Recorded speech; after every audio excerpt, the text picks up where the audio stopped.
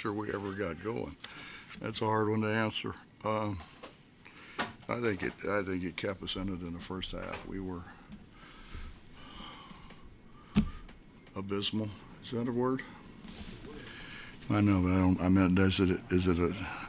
I don't either. It just sounded like the right thing to say. Yeah.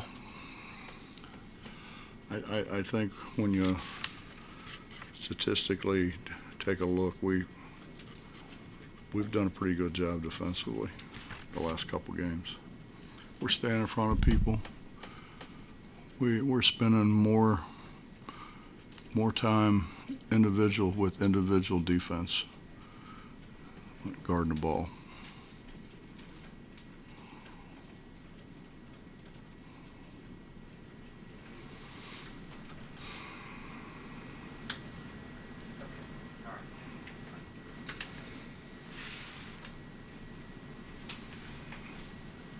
I don't know what it had to do with the game, or but what did it do for you? What does it do for your team when you get a play like Paulie made, they're going from one end of the court to the other and sliding and blocking a shot? I thought that turned it around. I thought we just didn't play with any energy. I think him making those plays, I think, kind of energized everybody. Those were two big time plays.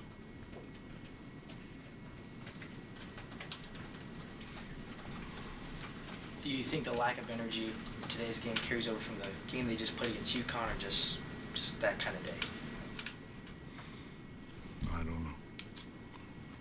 I mean, as long as I've done this, I don't have an answer. We were so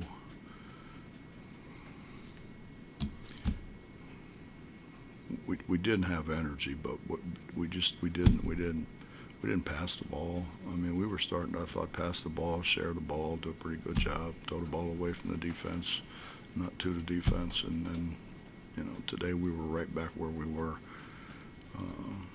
in Charleston, not taking care of the ball, forcing things.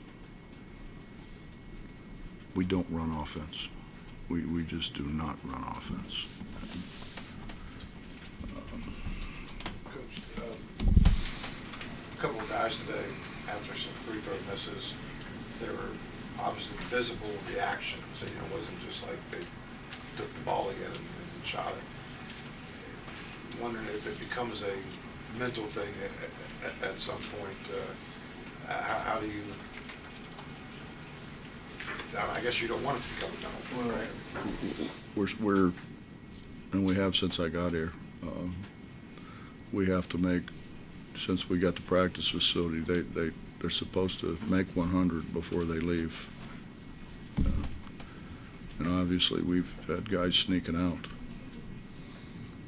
And I don't think it's mental. I just don't think they've put the time in that we've put in the past.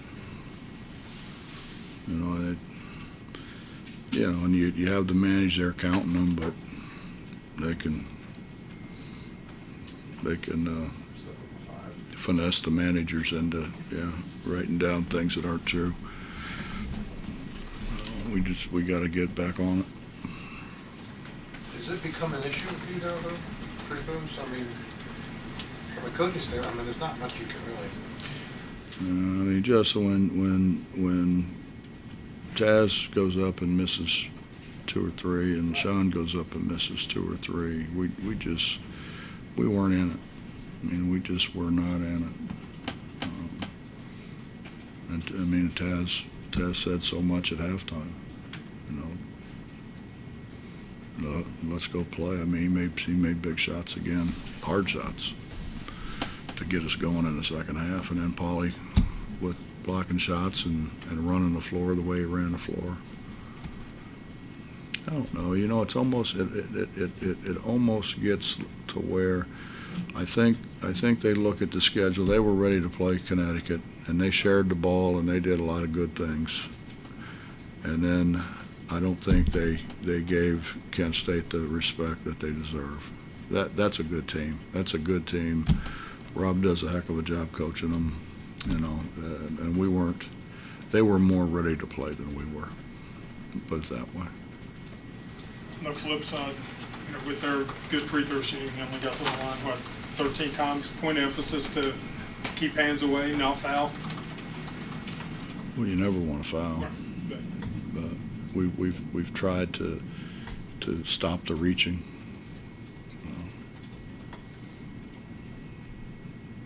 It's I think it got bad during the summer, the reaching part of it. It's like anything else becomes a habit. Bob, with Jalen and Isaiah, do you see that they're close to getting back to where you expect them to be, or do they maybe need some time, maybe this time coming up, to back away, work on stuff, and kind of come back rejuvenated? No, I think Jalen's been really good. Defensively, Jalen's done a really good job. He's kept balls alive. I think he's been fine. He's been hesitant to shoot for some reason. Isaiah's not hesitant at all, by the way, but I mean I repeatedly tell JB that we need you to shoot the ball. It just can't be Sean and Taz.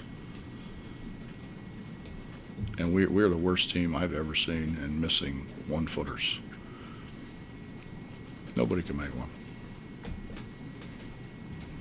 Maybe I guess if you can't make a 1-footer, you shouldn't be able to make a free throw either. It is 15 feet longer. How important is it for you to find a third scorer, though? Someone that can. Well, I mean, I think JB will be it. But we need somebody else to score. We really need somebody to score close. That's if you think back, for the most part, we've had a guy like that. We had Derek, for 3 years. That was a guy who, when we really had to stop the bleeding, so to speak, we could throw it close. We don't have anybody to throw it close to.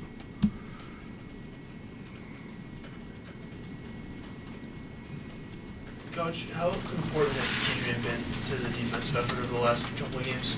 Is what? I'm sorry. How important has Kedrian been to the defensive effort for the last couple of games? He's been really. He wasn't very good today, but he's been really good.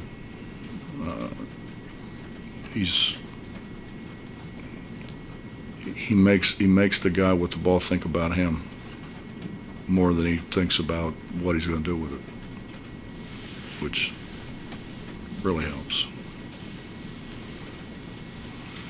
He wasn't today, though. He didn't. Nobody was today. What did you see out of Kedrian today? Pardon? What did you see out of him today? I think they all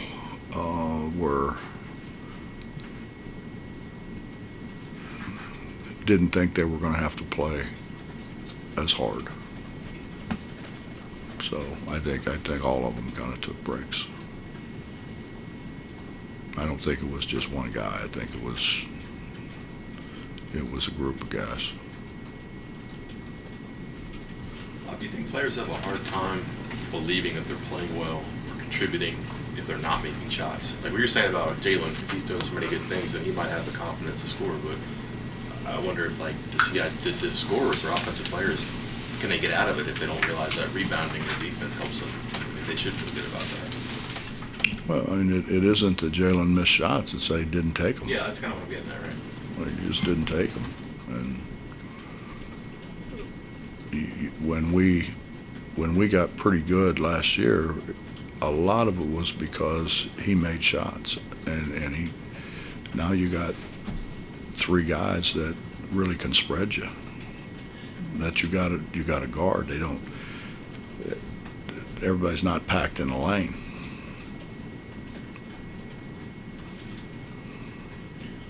Second half, 16 minutes left, just like a 3-point game, and then they go without a point, 6, 7 minutes or whatever. The key to that run defensively for you guys was? I thought it was all defense. I mean, Taz made some hard shots. Taz made some shots down on the baseline in front of the bench to kind of get us going. I think Sean made a couple shots. You guys didn't really change up anything defensively though during that time, did you? No, we just turned it up. Yeah. Someone please correct me if I got this wrong, but Taz, I think, said that he is a shooter who scores, and McNeil is a scorer who shoots. And he says that they work off each other that way in a way. How would you characterize the two of them? And I think that's probably pretty accurate. You know, we were in an elevator screen. You know, it's where guys come together. He runs through and they come together. And it was right in front of the bench. And this was in the conference tournament a year ago. And I was standing right there, and I was amazed at how quick and how well he got his feet down. talking about Taz, he really gets his feet down. I mean, he can come from different angles and just do an unbelievable job of getting his feet down and getting his shoulders square.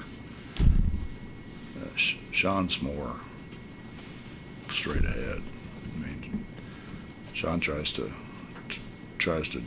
drive it hard at you to try to get you to back up and get you back on your heels so he can elevate and shoot it. He's not. Everybody has to have their shoulders square, but he's more. He has to have his shoulders square. Start with him, where Taz can run all over the place and get his shoulders square, get his feet down. Sean gets his feet down well, but not from different angles the way Taz does. You can't run the same plays with them though. I mean, they're different kinds of players. Yeah, they're different. They're different as to, you know, after you've been around them and watched them, what they're better at getting their shots from. One more on Paulie. Coach, looking at his film from past years, did you see this level of energy before he came here? Because it seems like he has really stepped that up, ramped that up, maybe taken a little bit from Gabe. He was the second leading scorer in junior college. And they're playing pretty good people. I mean, they're playing really good people. So he played against good people. He played against really good athletes. So I wasn't surprised. I think it was a matter of, you know, just fitting in, you know.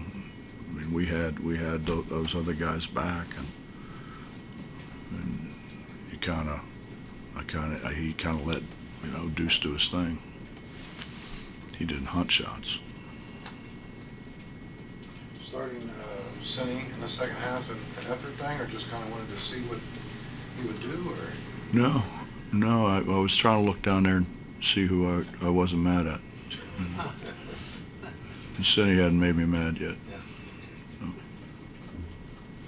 Of your two scorers, I mean, they do a lot, obviously, but I think you said this a lot too, that you need them on the floor. They don't foul. Sean and Taz. That's got to be a pretty good contribution for you in itself.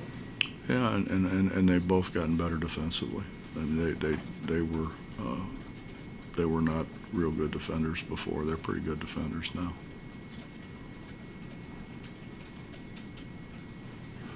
Larry's done a really good job with them in individual defense. You know, a lot of shooters get fouled 3 times shooting 3-pointers in the same game. No, and you know, I mean, I think it could have been a few more. I don't know. Sometimes you get people who kind of jump forward, and so it seems they're fouled every time they shoot it. But I didn't think our guys were jumping forward. I think they were trying to. I don't know what they were trying to do. I don't know why I'm even trying to say it, because I don't have any idea what, I can't figure out what my team does, much less theirs. Yeah, it's trying to do too much at times. I mean, you had a few turnovers today, and some of them were, it seemed to be from trying to do more than you should. Well, Bob, I don't think it was doing more. I think he forced things trying to get the other guys involved more than, trying to do something that he can't do. I mean, he tried to get Isaiah involved a few times. He tried to get most of the bigs that were in the game involved, particularly in transition. I just think he was really trying to get them into the game.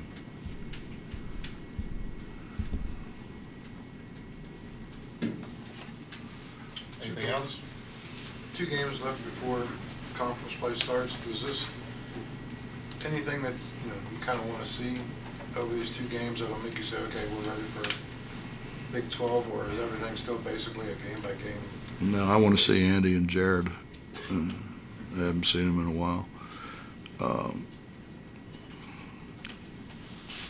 They're different. Andy's teams are always going to be an offensive team, and Jared's teams are probably going to be more to decide a defense than offense. I mean, every time we've played them, Jared's team, we haven't scored a whole lot of points, where with Andy's team, you better score some points or you get beat pretty good, because they do score points. Last time you saw Andy was when he was at Ole Miss, though, right? When you guys, Last time we played, right. yeah, Yeah, that's what I thought. yeah. Then he was doing TV. That's right.